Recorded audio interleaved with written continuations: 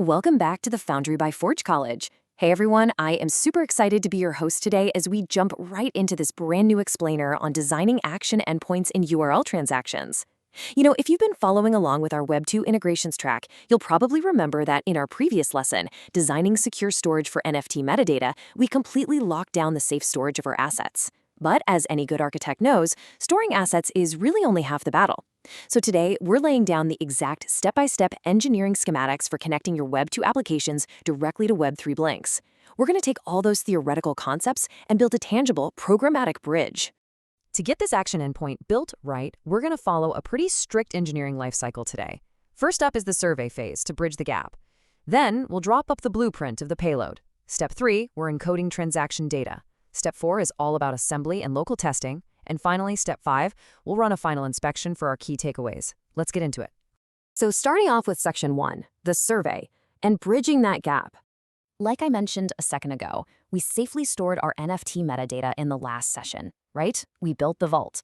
But now, we're facing a totally new, highly practical challenge. How do we actually get our users to reliably execute transactions without the whole bridge collapsing under the weight of bad data? How do we take a user's intent, like wanting to transfer a token or buy an NFT, and turn that into a flawless executable action on the Solana blockchain? Well, the answer is the exact infrastructure we're designing right now. Enter the action endpoint. Basically, this is the programmatic bridge between a standard web application and the Blink runtime. Honestly, think of it like a really strict, no-nonsense bouncer at an exclusive Web3 club. It checks your ID by receiving parameters, it validates your intent just to make sure you're actually on the guest list, and if everything looks good, boom, it hands you a VIP pass. That pass is a stable machine-readable payload formatted specifically for a Blink to consume. And hey, if you don't meet the criteria, it turns you away gracefully rather than causing a massive scene at the door. All right, moving on to Section 2, the blueprint of the payload. Let's look at structuring this data. I really need you to internalize this quote. Design your endpoint as a contract. Seriously, this isn't just some casual script you throw together on a Friday afternoon right before logging off. Your endpoint is a binding contract between your server and the Blink that consumes it. Blinks desperately need predictable, well-documented payloads to generate shareable URLs reliably. If you just decide to change the blueprint on the fly, like renaming a field or dropping a parameter, the Blink consuming it is going to fail silently and leave your users totally stranded. Stability here, it's absolutely non-negotiable. So what you're seeing here is your absolute source of truth for the JSON payload. Your endpoint literally has to return these exact fields so the Blink knows precisely how to generate a shareable URL. Check out the type field at the top. It has to explicitly say URL-based transactions so it knows the format. Below that, the transactions array holds your actual consumable units. Then we have our deterministic response semantics with the status field, which is strictly either OK or error. And finally, the error field gives a human-readable message if things go sideways. Sticking strictly to this schema means that when a Blink calls your endpoint, it never, ever has to guess what the data actually means. Which brings us to Section 3, encoding transaction data. Let's talk safe transport. For this, we use base 64 encoding. Now, you might be wondering, why? Well, because raw binary and JSON mix about as well as water in a grease wrench. It is a mess. If you try to stuff raw bytes into a JSON payload, you are absolutely going to corrupt the transport. Base 64 encoding takes that binary Solana transaction data and serializes it into a compact, super safe text format. This text encoding makes sure your transaction actually survives the trip across the HTTP bridge completely intact. Plus, you have to explicitly declare this in your payload by setting the encoding field to base 64. That way, the Blink consumer knows exactly how to decode it when it arrives at the destination. All right, Section 4, the assembly. Time for some local testing. So here's how we actually build this prototype. It's a super clean 4-step process. First, initialize your project and install Express. Second, create your action-endpoint.js script. This is where you implement that strict JSON body parser and the validation logic we just talked about.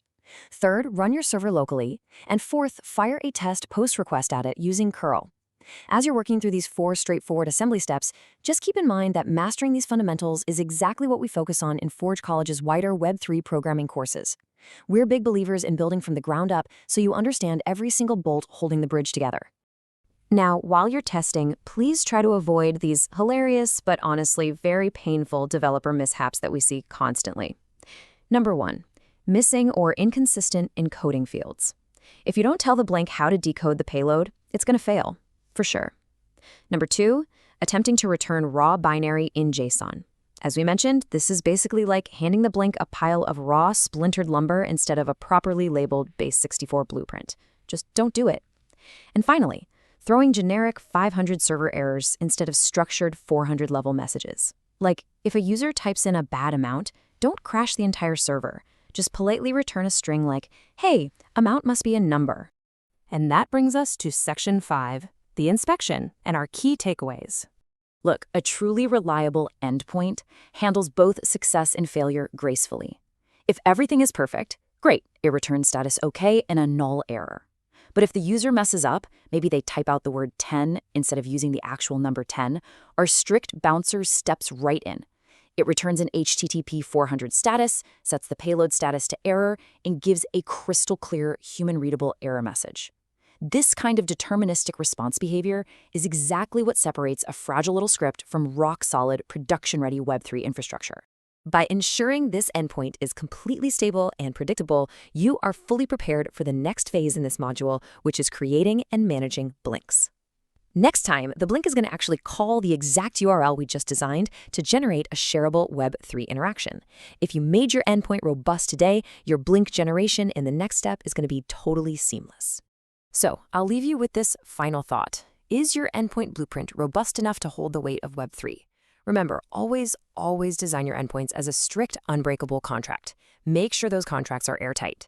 And hey, to dive deeper into building flawless Solana architecture and to get hands-on with the actual code we talked about today, head over to forge.college to explore all of our Web3 related topics and resources. Thank you so much for hanging out with me in this explainer, and I absolutely can't wait to see what you build next.